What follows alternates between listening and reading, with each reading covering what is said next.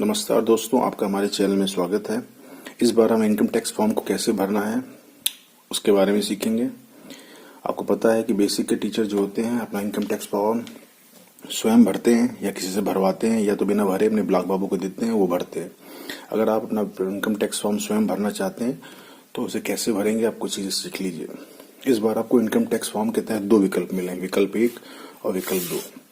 विकल्प 1 जो है वो विकल्प जो है पुराना है, मतलब इससे पहले अब जो इनकम टैक्स में आपको छूट मिलती थी, अगर वो चाहिए एटीसी से लेकर एटीयू तक, तो आप पुराना विकल्प चूज करेंगे, उसका चयन करेंगे। अगर आप सेविंग नहीं करते हैं तो आपको नया विकल्प चूज करना पड़ेगा। और नए विकल्प में क्या है, आपको टैक्स छूट जो एटीसी से लेकर एटीयू तक मिलती हैं ये नहीं मिलेंगी, लेकिन आपको टैक्स जो इनकम टैक्स मिलता है उसमें आपको उसका जो रेशियो होता है वो चेंज हो जाएगा। यानी कि आपको टैक्स छूट मिलेगी लेकिन एटीसी से लेकर एटीयू तक के फॉर्म में नहीं मिलेगी। इसमें आपको जो नया विकल्प है, अगर आप ज़्यादा खर्चा करते हैं, ज़्यादा पैसा खर्चा करते हैं, सेविंग नहीं करते हैं, तो आप विकल्प 2 को सिलेक्ट करिए। अगर आप सेविंग करते हैं तो विकल्प 1 को सिलेक्ट करिए, क्योंकि विकल्प 2 में टैक्स रेट जो है वो विकल्प 2 में जो टैक्स रेट है वो 1 की अपेक्षा कम है। इसलिए आप चाहिए तो विकल्प 1 को चूज कर लीजिए या विकल्प 2 को। आमतौर पर आपको लास्ट ईयर तक इस तरह का इनकम टैक्स फॉर्म मिलता है। ये देखिए लास्ट ईयर का है, वित्त वर्ष 19-20 और कर निर्धारण यानी असेसमेंट ईयर जो है आपका 2020-21 से पिछले वर्ष का इनकम टैक्स फॉर्म है। अगर आप पुराना विकल्प चुनते हैं तो आप इसी फॉर्म को भर करके इस पर लिख सकते हैं। इस पर आप लिख दीजिए विकल्प 1 या पुराना कर करके इसी फॉर्म को आप फिल कर सकते हैं। और इस फॉर्म में 2 पन्ने होते हैं कि ये दूसरा ये सेकंड पेज होता है, इसमें आपकी सैलरी की डिटेल होती है, जैसे कि आपका बेसिक पे, महंगाई भत्ता, एचआरए, और इसमें जीपीएफ जो आपको कटता है, जिसका कटता है एनपीएस, और सामूहिक बीमा जो 87 रुपये कटते हैं, और अग्रिम टैक्स अगर आपका एडवांस टैक्स कटा तो ये सारा ब्यौरा देना होता है।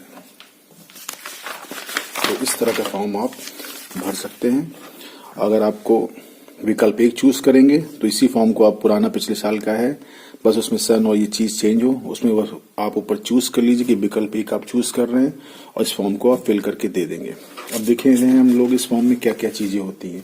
आमतौर पर जिसका सेकंड पन्ना होता है उसमें इस तरह के ऑप्शंस होते हैं। ये देखिए मेरे पास एक भरा हुआ फॉर्म है, इसको आप देख सकते हैं। इसमें जो है मेरी बेसिक पे शो हो रही है मार्च से लेकर फरवरी, ये पिछले साल का है तो मार्च 19 से लेकर फरवरी 20 तक का भरा गया है। ये बेसिक पे का कॉलम होता है। ये देखिए मार्च, अप्रैल, मई, जून तक बेसिक पे सेम है, और जुलाई में चूंकि आपका इंक्रीमेंट लगता है तो ये बेसिक पे बढ़ गई है, एक हो गई है 41,100 रुपए। ठीक है, इस तरह से ये बेसिक पे का कॉलम हो जाएगा। इसी बेसिक पे के अकॉर्डिंग आपका जो डीए चल रहा हो, जो भी परसेंटेज चल रहा हो, इस समय हम लोगों का डीए परसेंटेज जो हमारे सैलरी पर लग रहा है करीब 17% लग रहा है बेसिक पे का, तो वो डीए परसेंटेज आप यहाँ पे लिखेंगे डीए को।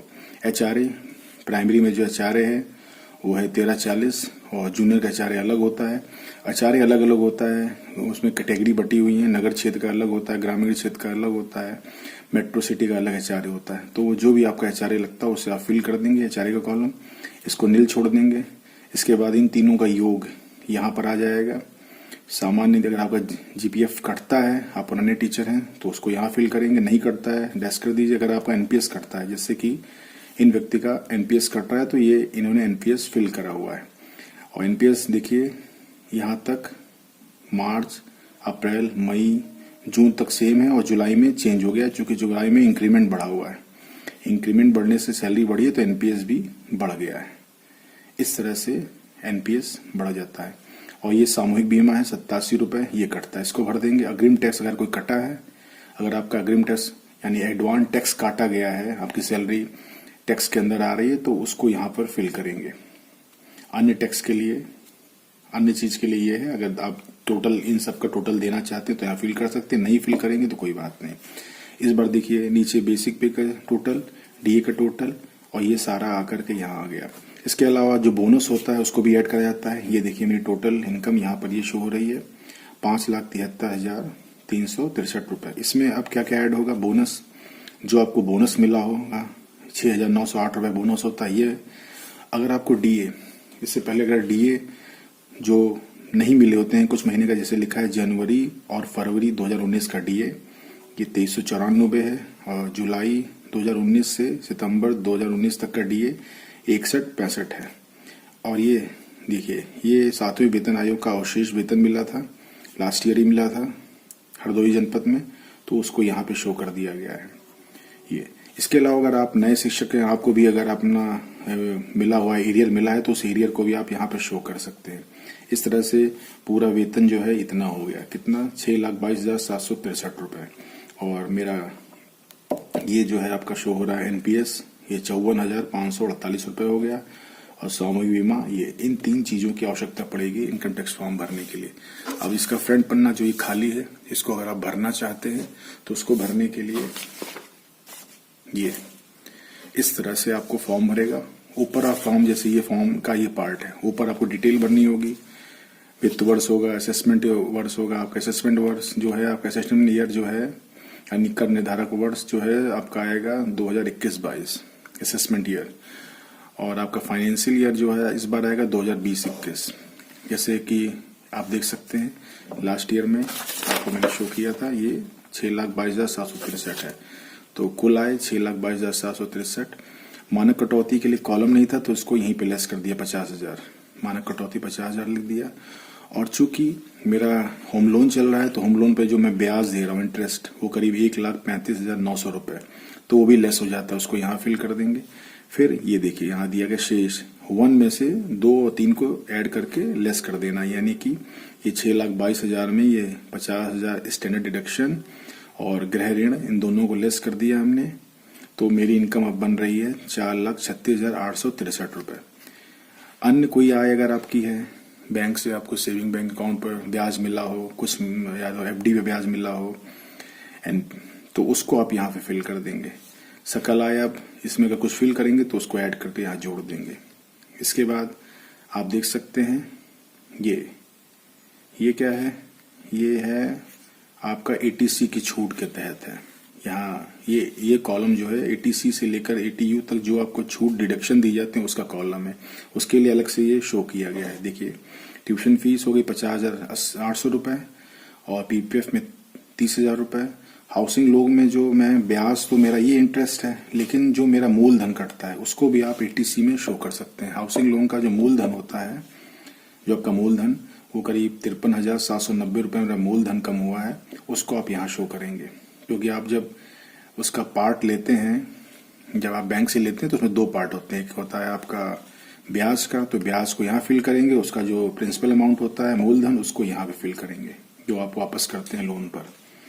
और सुकन्या में उसका भी लाभ मिलता है ₹17,500, और ये ₹1,044 ये आपको वहाँ पे दिखाया था, ये जीआईएस है, ये आपका सामूहिक बीमा है, जीआईएस ₹1,044।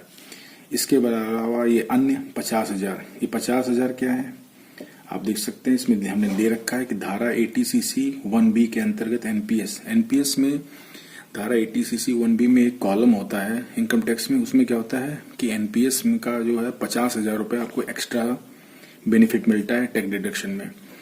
तो एटीसी में मेरा कितना हो रहा है, ₹1,53,000 हो रहा है, और ATC 11B में हो रहा है 50,000। यानी मुझे कितनी छूट मिलेगी, ये 1.5 लाख, ये जो कि 1,53,000 है, इसमें 1,53,000 ही नहीं, इस 1,53,000 की जगह इसे 1,50,000 जो है काउंट होगा, और ये 50,000 ये, यानी मुझे करीब करीब 2 लाख की छूट मिलेगी। इसको आप समझ रहे होंगे, अगर आप एनपीएस में आपका पैसा जा रहा है तो 50,000 की आपको अतिरिक्त बेनिफिट मिलता है। अब मैं उसी को यहाँ फिल करूंगा, मैं यहाँ घटा रहा हूँ, जो मैं चैप्टर ही नीचे इसका टोटल ऊपर दिया गया है इस फॉर्म में। देखिए ये कितना है, 1.5 लाख हो गया एटीसी के तहत, और ये 50,000 एनपीएस के तहत, टोटल 2 लाख हो गया। तो मैंने एटीसी में 1.5 लाख इशू कर दिया, अन्य में ये लिख दिया, उसकी डिटेल मैंने रख दी है कि ATCC D1B एनपीएस अतिरिक्त छूट 50,000, टोटल 2 लाख हो गया। अब ये 2 लाख रुपए जो है ये कहाँ लेस होगा, 2 लाख रुपए इससे लेस होगा, ठीक है। ये 2 लाख रुपए जो यहाँ आया, या देखिए 5 - 6 लिखा है ना, 5 आपका कहाँ है, ये है, और ये 6 कॉलम कौन सा है, 6 का कॉलम टोटल ये आ रहा है। तो यानी कि आपका 4,36,863 में 2 लाख लेस होगा, तो ये 2,36,863 रुपये आ गया। विशेष छूट, ये मानक कटौती जो मैंने ऊपर कर दी है वो यहाँ पे देनी थी। मैंने ऊपर कर दी आसानी के लिए, ऊपर इसलिए लिख दिया कि वो पहले ही लेस हो जाए, यहाँ से थोड़ा कन्फ्यूजन होता। आप चाहते तो इसको यहाँ ना लिख करके यहाँ पर भी 50,000 की फिर से छूट कर सकते थे, लिख सकते थे। अगर इसे यहाँ ना मैं घटाता तो यहाँ पर इसमें 50,000 रुपये 50,000 यहाँ पे लेस करता, तो शुद्ध मेरी जो शुद्ध कर होगा यानी टैक्सेबल इनकम जो होती मेरी ये आ जाएगी 2,36,000 रुपये। लेकिन आपको पता है 2.5 लाख तक जो है कोई टैक्स नहीं पड़ता, नील, यानी कि मेरा नील टैक्स है। 2.5 से 5 लाख तक आपका टैक्स परसेंटेज होता है, लेकिन चूंकि मेरी इनकम 2.5 लाख के अंदर ही आ रही है, यानी कि मेरा 2.5 से 5 के ऊपर अगर इनकम होती तो मैं यहाँ शो करता, उसका 5% यहाँ पड़ता। लेकिन अब चूंकि मेरी इनकम नहीं है कोई 2.5 के ऊपर, तो ये भी नील हो जाएगा, ये सब कॉलम नील हो जाएंगे। तो मेरा देने कर कितना है, नील है, कोई आयकर नहीं है।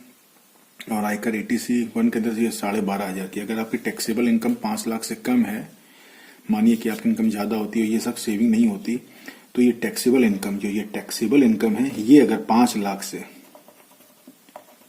से कम है तो आपको ये बेनिफिट मिलता है। अगर ये 5 लाख 1 रुपया भी हो गया ये टैक्सेबल इनकम, तो आपको ये बेनिफिट 2.5 कहते हैं 12,500 का नहीं मिलेगा, ये 12,500 को पे करना पड़ेगा। यानी कि आपने सारी कटौती के बाद अगर आपकी टैक्सेबल इनकम 5 लाख से कम है तो आपको ये बेनिफिट मिलेगा। अगर टैक्स कुछ बन भी रहा होगा, या मानिए 10-12 रुपये टैक्स बन रहा होता, तो आपको 12,500 तक की छूट मिल जाती है। इस तरह से सब शुद्ध हो गया, तो मेरा शुद्ध देय आयकर कितना है, 0 हो गया। ये तो अंतिम वर्ष का है। इस वर्ष भी मैं इसी तरह से फॉर्म भरूंगा, क्योंकि